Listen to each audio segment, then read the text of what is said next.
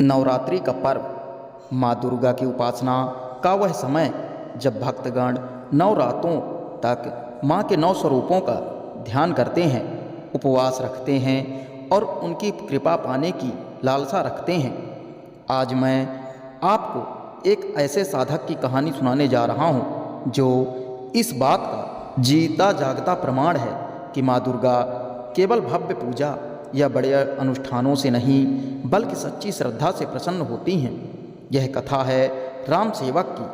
बहुत समय पहले पहाड़ों और जंगलों के बीच बसा एक छोटा सा गांव था, शिवपुर।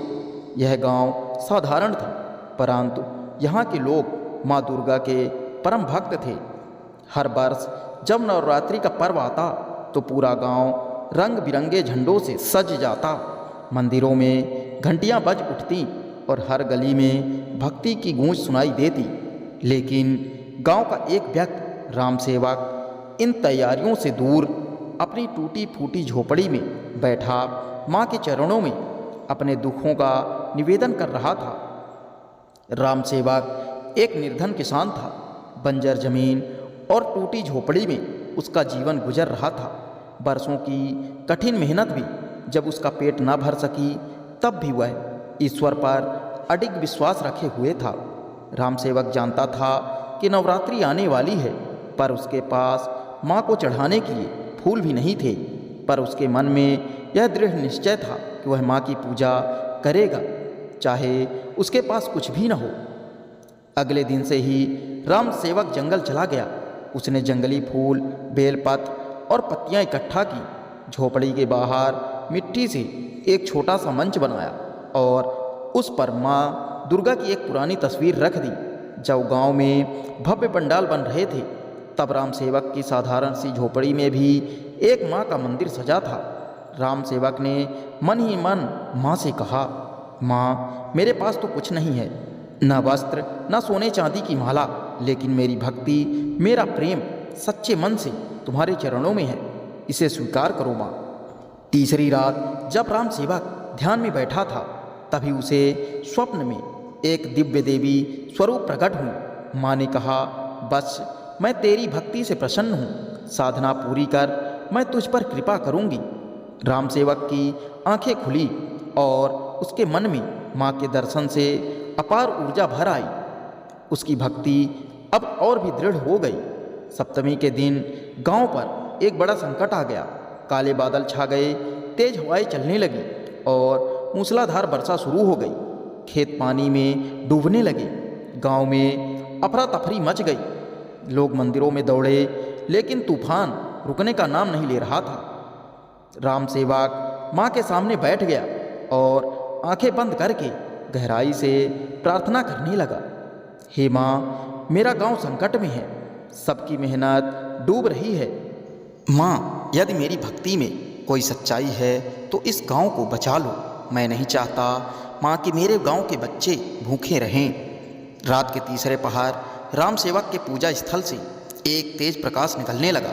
गांव वाले दौड़े और देखा कि राम सेवक की झोपड़ी से दिव्य ज्योत उठ रही है। माँ दुर्गा ने साक्षात प्रकट होकर कहा, बस तूने निस्वार्थ भक्ति की है, मैंने तेरी प्रार्थना सुन ली है। यह गांव अब सुरक्षित है।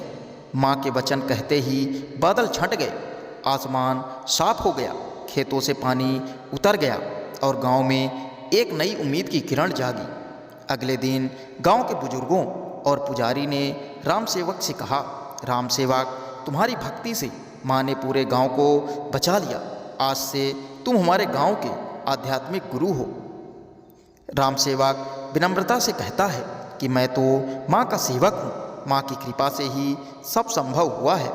इसके बाद से हर नवरात्रि गांव में पूजा की शुरुआत राम सेवक के उस साधारण से मंच से होती। माँ की कृपा से उसकी बंजर जमीन उपजाऊ हो गई और वह न केवल संपन्न हुआ बल्कि पूरे गांव का आदर्श बन गया। यह कहानी हमें सिखाती है कि देवी माँ को दिखावे की पूजा नहीं चाहिए। माँ को चाहिए सच्ची भक्ति, निष्कलंक श्रद्धा और निस्वार्थ प्रेम। नवरात्रि का मतलब केवल व्रत और उत्सव नहीं, यह आत्मशुद्धि, संयम और माँ के सिद्धांतों को जीवन में उतारने का समय है। जब हम माँ दुर्गा के 9 रूपों की पूजा करते हैं। माँ शैलपुत्री से साहस, माँ ब्रह्मचारिणी से साधना, माँ चंद्रघंटा से निर्भयता, माँ कूष्मांडा से सृजन शक्ति, माँ स्कंद माता से ममता, माँ कात्यायनी से धर्म, माँ कालरात्रि से अंधकार से मुक्ति, माँ महागौरी से पवित्रता और माँ सिद्धिदात्री से सिद्धि प्राप्त करते हैं। इस नवरात्रि राम सेवक की तरह हम भी माँ के चरणों में सच्चे हृदय से भक्ति अर्पित करें, दूसरों के कल्याण के लिए प्रार्थना करें और माँ से यह कहें, हे माँ दुर्गा, हमें सच्ची भक्ति और सेवा का मार्ग दिखाओ और अपने आशीर्वाद से हमारे जीवन को प्रकाशित करो।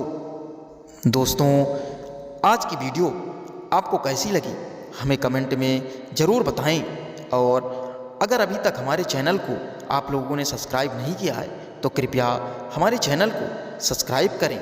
जय माता दी।